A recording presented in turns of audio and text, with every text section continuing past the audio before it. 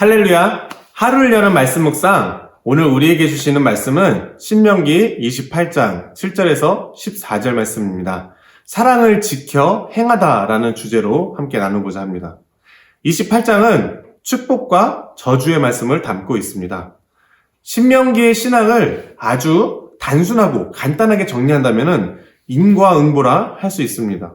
하나님의 말씀을 잘 따르면 복을 받겠고 하나님의 말씀을 불순종하면 저주가 내린다. 28장은 이 단순한 원칙을 잘 반영하고 있죠. 그러나 우리가 쉽게 삶에서도 경험하듯이 반드시 악인은 벌을 받는가? 또 의인은 무조건적인 복을 받는가? 라는 의심을 해보죠. 또 믿음이 삶의 어떤 물질적인 풍성함을 보장한다? 할 수 없죠. 성경에서도 인과응보에 대한 많은 의문을 품는 경우가 있습니다. 대표적으로 욥기만 하더라도 그렇죠. 욥이 시험을 받게 되는 이유는 순전하고 정직하여 하나님을 경외하여 악에서 떠난 자이기 때문에 고난을 겪습니다.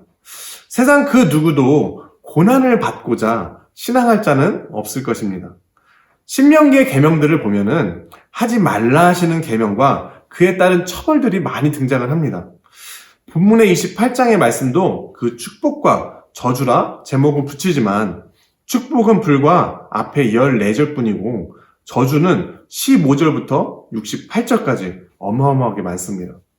단순한 인과응보의 그 크기적인 비교로 접근하자면은 마치 신명기는 저주하기 위해서 징벌하기 위한 책처럼 보입니다.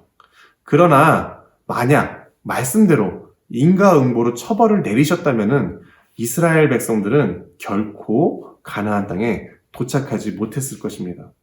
이스라엘 백성들은 광야 생활 가운데 계속되는 불만이 있었고 또 금송아지를 부어 만드는 그런 악한 불순종의 모습도 보였죠. 가나안 땅은 이스라엘 백성들이 결코 의로와서 주신 땅이 아니었습니다. 신명기 9장 5절의 말씀을 보면 내가 가서 그 땅을 차지함은 내 공의로 말미암음도 아니며 내 마음이 정직함으로 말미암음도 아니요 이 민족들이 악함으로 말미암아 내 하나님 여호와께서 그들을 내 앞에서 쫓아내심이라.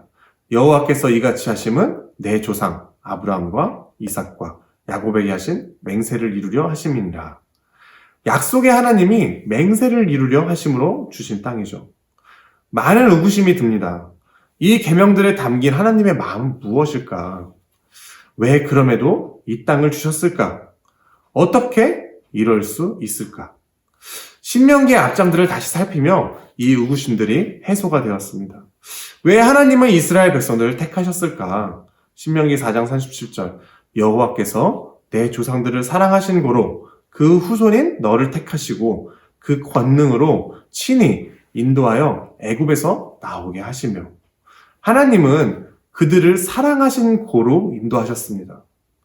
왜 하나님의 말씀을 지켜 행해야 할까? 우리 자녀들이 왜 부모의 말씀에 순종해야만 할까요? 바로 서로 사랑하기 때문입니다. 신명기 5장 10절 말씀 보면 나를 사랑하고 내 계명을 지키는 자에게는 천대까지 은혜를 베푸느니라. 율법은 왜 있는 걸까? 축복받기 위해서? 처벌하기 위해서? 모세는 쇠마의 말씀을 전하기 전 이렇게 말합니다. 신명기 6장 5절 너는 마음을 다하고 뜻을 다하고 힘을 다하여 내 하나님 여호와를 사랑하라. 우리가 지킨다라는 것은 규칙에 어긋나지 아니함, 인과응보의 보상의 기대가 있지만 그럼에도 아무런 대가를 바라지 않는 것, 규칙에 위배되어도 보상할 수 있는 것, 바로 사랑하기 때문입니다. 가나안 땅은 이스라엘 백성들에게 하나님의 선물로 주어졌습니다. 수많은 율법에 담긴 하나님의 마음은 무엇일까요? 바로 사랑입니다. 사랑하는 백성들에게 복 주시기 원하시며 여호와의 이름으로 불리우는 성민이 되기 원하시며 좌로나 우로나 치우치지 않기 바라시는 그 마음, 하나님의 만족감을 위해서가 아니라 우리를 위하신 마음이며 우리를 사랑하시는 마음입니다. 가끔 로봇, 기계를 다루는 영화나 만화를 봅니다. 이런 영화들의 주제 중 하나는 감정입니다. 인공지능이 사람처럼 감정을 가질 수 있다 또는 없다라는 주제를 다루죠. 영화는 주인공인 로봇이 감정을 갖게 되는 과정들을 자주 그리고 있죠. 우리가 율법의 조문대로 지키기 위해 살아간다면 규칙을 따르는 로봇과 무엇이 다를까요? 로마서 7장에서 바울은 율법 아래에 있는 인간을 주제로 말씀하며 인간의 한계와 공고함을 말씀하죠. 그러면서 마음으로는 하나님의 법을, 육신으로는 죄의 법을 섬기노라 말합니다. 우리는 육신적 한계로 보상을 요구하는 율법을 따르지만 우리의 마음은 하나님의 사랑하시는 그 마음으로 하나님의 영원한 복을 사모해야 할 것입니다. 우리가 우리의 죄가대로 저주를 받는다면 우리가 마땅히 십자가에 달려야 했지만 아무 죄가 없으신 예수님이 우리를 대신하여 달리셨으며 또 예수님은 십자가에서 우리를 용서하여 주옵소서 간청하셨습니다. 그리고 우리를 부활과 그 구원으로 인도하셨죠.